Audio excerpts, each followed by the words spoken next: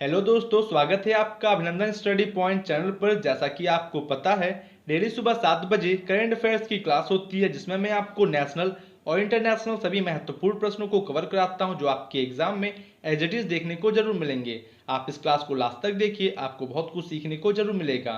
अगर आप इस चैनल पर नए हैं तो सब्सक्राइब कर ले चैनल को और बेल आइकन को प्रेस करना बिल्कुल भी ना भूलें, लेटेस्ट वीडियो की अपडेट सबसे पहले आपको मिलने के लिए। तो आइए स्टार्ट करते हैं आज की क्लास को। आज का पहला प्रश्न है, क्वेश्चन ऑफ द डे, आजादी फ्रीडम फासिज्म फिक्शन पुस्तक के लेखक कौन है? Who is the author of the book freedom freedom fascism fiction? Right answer होगा Arundhati Roy. Option number D right answer है, आप इसको ध्यान रखिएगा। बात करते हैं इस प्रश्न से रिलेटेड कुछ इंपॉर्टेंट पॉइंट्स के बारे में। लेखक अरुंधति रॉय ने अपनी नई किताब आजादी फ्रीडम फासिज्म फिक्शन का विमोचन किया। इसे पेंगुइन बुक्स लिमिटेड के द्वारा प्रकाशित किया गया है। यह निबंधों का एक संग्रह है जो बढ़ती अधिनायकवाद की दुनिया में स्वतंत्रता का अर्थ दर्शाता है। निबंध संग्रह में भाषा पर विचार और कोविड-19 के कारण वैश्विक महामारी के बीच कल्पना और वैकल्पिक कल्पनाओं की भूमिका शामिल है। आप ये समझ गए होंगे, ध्यान रखिएगा। अगला प्रश्न है, वाराणसी के मंडुआडीह रेलवे स्टेशन का नाम बदलकर बनारस करने की मंजूरी किसने दी है? जो कि बनारस नाम रखने की मंजूरी दिया गया है आनंदीबेन पटेल के द्वारा। Option number B right answer होगा। फुल डिटेल में बता दें आपको, उत्तर प्रदेश की राज्यपाल आनंदीबेन पटेल ने वाराणसी के मंडुआडीह रेलवे स्टेशन का नाम बदलकर बनारस करने की मंजूरी दे दी है। इसे केंद्र सरकार से अनापत्ति प्रमाण पत्र प्राप्त करने के बाद किया गया है और यह स्टेशन प्रधानमंत्री नरेंद्र मोदी के लोकसभा क्षेत्र में स्थित है। यह पूर्वोत्तर रेलवे द्वारा संचालित है। आप ये ध्यान रखिएगा दोस्तों, एग्जाम में पूछा जा सकता है। बात करते हैं उत्तर प्रदेश राज्य के बारे में फुल डिटेल में। इसको राज्य का दर्जा मिला 24 जनवरी 1950 को। कैपिटल है लखनऊ। नंबर ऑफ डिस्ट्रिक्ट है 75। गवर्नर हैं आनंदीबेन पटेल जी और चीफ मिनिस्टर योगी आदित्यनाथ जी हैं। Members of the legislative assembly 403, जिसमें एक्सक्लूड होते हैं 1 एंग्लो इंडियन मेंबर, और लोकसभा सीट्स है 80 और राज्यसभा सीट्स 31 है। आपको बता दें, लोकसभा सीट्स और राज्यसभा सीट्स सबसे अधिक उत्तर प्रदेश राज्य में है। आपके एग्जाम में प्रश्न पूछा जाता है कि लोकसभा सीट्स किस राज्य में सबसे अधिक है? उत्तर प्रदेश। आप ये ध्यान रखिएगा दोस्तों। आप इस क्लास को लास्ट तक देखिए, आपको बहुत कुछ सीखने को जरूर मिलेगा, आप में इंप्रूवमेंट होगा और आने वाले एग्जाम्स के लिए आप काफ़ी अच्छे तरीके से प्रिपेयर भी हो सकेंगे।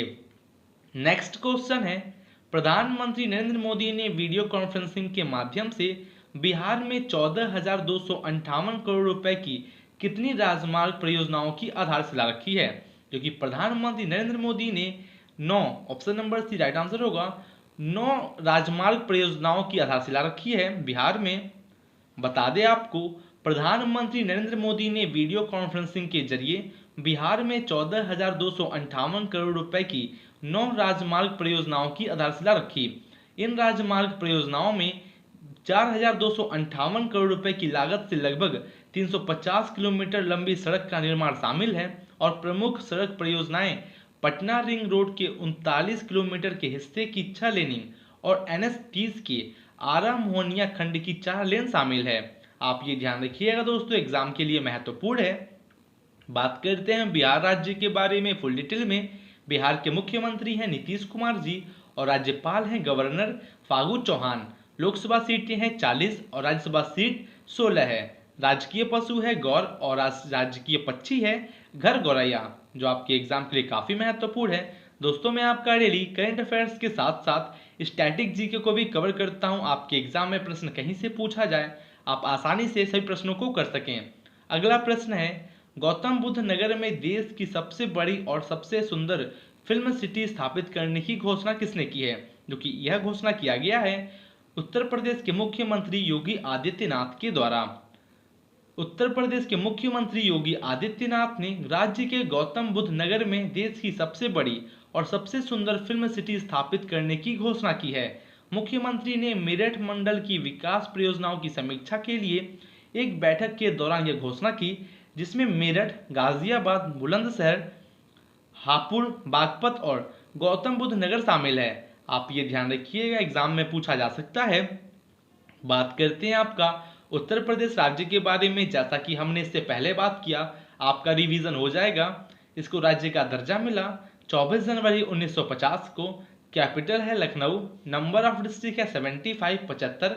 राज्यपाल हैं गवर्नर आनंदीबेन पटेल जी और चीफ मिनिस्टर योगी आदित्यनाथ जी हैं। Members of the legislative assembly 403, जिसमें एक्सक्लूड होते हैं 1 एंग्लो इंडियन मेंबर।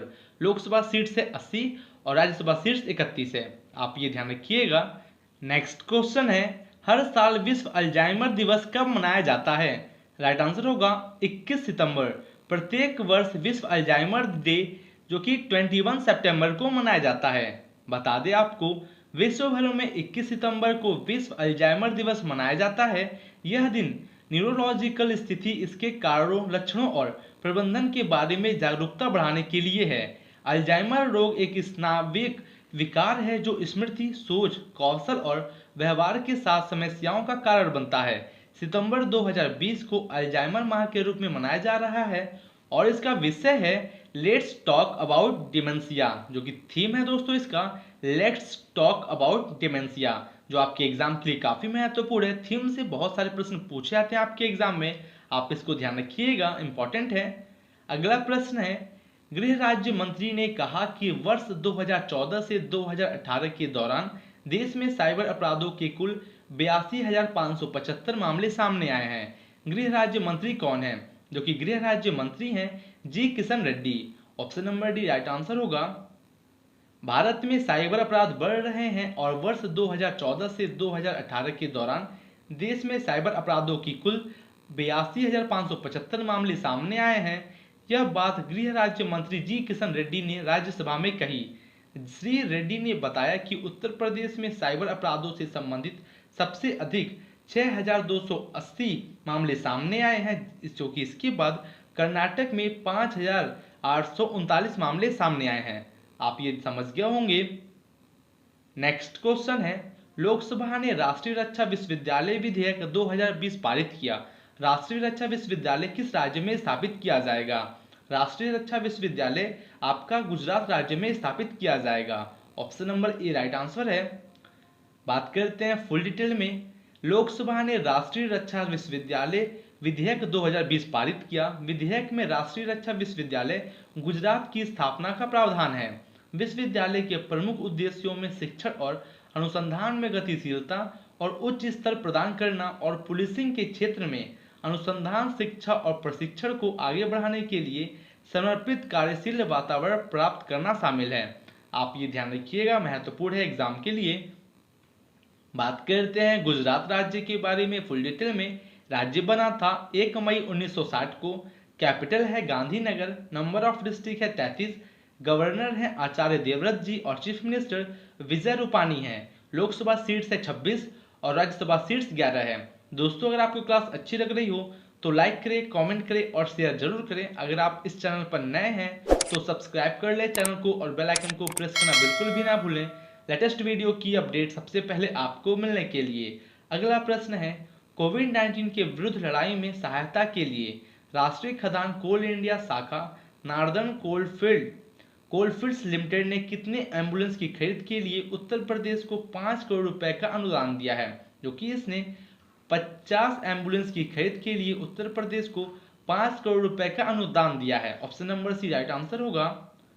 कोविड-19 के विरुद्ध लड़ाई में सहायता के लिए राष्ट्रीय खदान कोल इंडिया शाखा नॉर्दर्न कोलफील्ड्स लिमिटेड एनसीएल ने 50 एम्बुलेंस की खरीद के लिए उत्तर प्रदेश को 5 करोड़ रुपए का अनुदान दिया है। एनसीएल के सीएमडी श्री प्रभात कुमार सिन्हा और निदेशक कार्मिक श्री बिमलेंदु कुमार ने लखनऊ में श्री योगी आदित्यनाथ को एक चेक सौंपा। एनसीएल का कोयला परिचालन उत्तर प्रदेश और मध्य प्रदेश में है। आप ये ध्यान रखिएगा। जैसा कि हमने आपका बात किया था, उत्तर प्रदेश के मुख्यमंत्री योगी आदित्यनाथ जी हैं और गवर्नर हैं आनंदीबेन पटेल जी। आप ये ध्यान रखिएगा। नेक्स्ट क्वेश्चन है, भारत के पूर्व क्रिकेटर सुरेश रैना निम्नलिखित में से किस केंद्र में क्रिकेट अकादमी स्थापित करेंगे? राइट आंसर होगा जम्मू और कश्मीर में भारत के पूर्व क्रिकेटर सुरेश रैना एक क्रिकेट अकादमी को स्थापित करेंगे। फुल डिटेल में बता दें आपको, भारत के पूर्व क्रिकेटर सुरेश रैना जम्मू और कश्मीर में एक क्रिकेट अकादमी स्थापित करेंगे। यह इच्छुक क्रिकेटरों, विशेष रूप से केंद्र शासित प्रदेश के दूर दराज के क्षेत्रों के युवाओं को प्रशिक्षित करेगी। और सुरेश रैना कश्मीर डिवीजन और जम्मू डिवीजन में 5-5 स्कूल में क्रिकेटरों को प्रशिक्षित करना चाहते हैं। आप ये ध्यान रखिएगा दोस्तों, एग्जाम में पूछा जा सकता है। बात करते हैं जम्मू और कश्मीर केंद्र शासित प्रदेश के बारे में फुल डिटेल में। यह यूनियन टेरिटरी बना था 31 अक्टूबर 2019 को। नंबर ऑफ डिस्ट्रिक्ट है 28। लेफ्टिनेंट गवर्नर हैं मनोज सिन्हा जी और हाई कोर्ट है Jammu and Kashmir high court.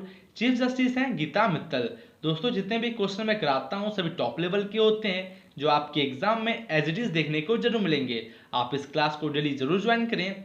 अगला प्रश्न है चिकित्सा शिक्षा के लिए आईजी नोबेल पुरस्कार 2020 से किसे सम्मानित किया गया है। चिकित्सा शिक्षा के लिए आईजी नोबेल पुरस्कार 2020 से नरेंद्र मोदी को सम्मानित किया गया है। अपने प्राइम मिनिस्टर नरेंद्र मोदी को सम्मानित किया गया। Option number B right answer होगा। प्रधानमंत्री नरेंद्र मोदी को चिकित्सा शिक्षा के लिए आईजी नोबेल पुरस्कार 2020 से सम्मानित किया गया है। मोदी को कोविड-19 महामारी के दौरान दुनिया को यह सिखाने के लिए पुरस्कार दिया गया कि राजनेता, वैज्ञानिकों और डॉक्टरों की तुलना में जीवन और मृत्यु पर तत्काल प्रभाव डाल सकते हैं। आईजी नोबेल पुरस्कार एवं व्यंग्यपूर्ण और हास्यानुकृति पुरस्कार है जो 1991 से हर साल एक पत्रिका इम्प्रोबेबल रिसर्च के द्वारा दिया जाता है। आप ये समझ गए होंगे। नेक्स्ट क्वेश्चन है भारत ने निम्न में से किस देश को $250 मिलियन का सॉफ्ट लोन प्रदान किया है। क्योंकि भारत ने मालदीव को $250 मिलियन का एक सॉफ्ट लोन प्रदान किया है। बात करते हैं इस प्रश्न से रिलेटेड कुछ इंपॉर्टेंट पॉइंट्स के बारे में।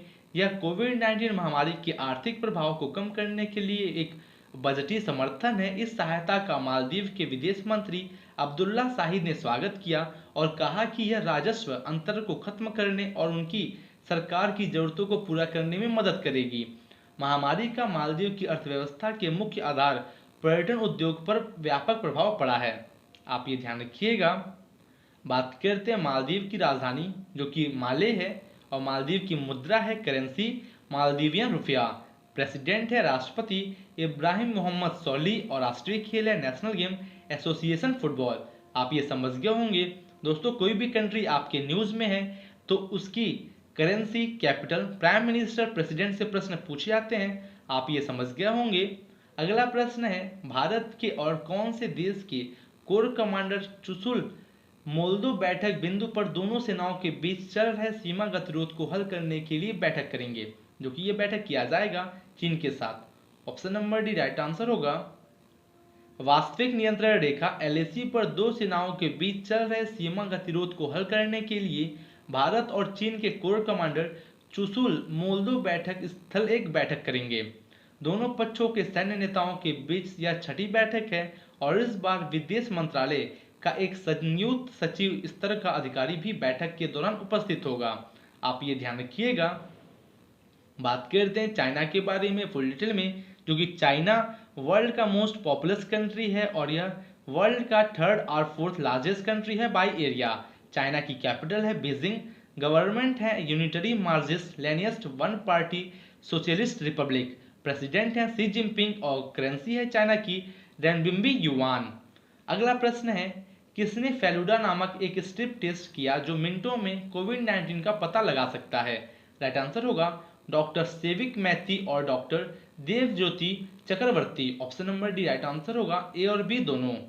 फुल डिटेल में बता दें आपको, CSIR IGIB में डॉक्टर सेविक मैथी और डॉक्टर देवज्योति चक्रवर्ती ने मिनटों में कोविड-19 का पता लगाने के लिए फेलुदा नामक स्ट्रिप टेस्ट किया।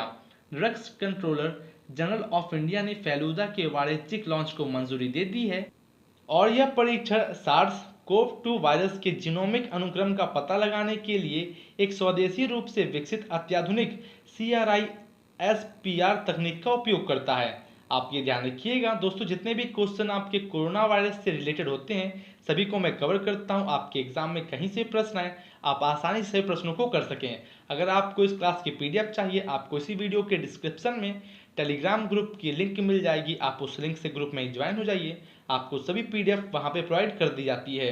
अगला प्रश्न है किसने मेगा पुल का उद्घाटन किया है। Who has inaugurated the mega bridge. तो दोस्तों ये है आपका आज का homework. Question of the day आपको इसका आंसर कमेंट बॉक्स में कमेंट करके जरूर देना है। आप जैसे बहुत से स्टूडेंट्स डेली कमेंट बॉक्स में कमेंट करके आंसर देते हैं। आशा करते हैं आपको क्लास काफ़ी अच्छी लगी होगी। अगर अच्छी लगी है तो आप लाइक करें, कमेंट करें और शेयर जरूर करें। शेयर करें उन सभी स्टूडेंट्स के पास जिसको इस क्लास से काफ़ी हेल्प मिल सके। तो मिलते हैं आपसे कल और बेहतरीन क्वेश्चंस के साथ। Thank you and good day.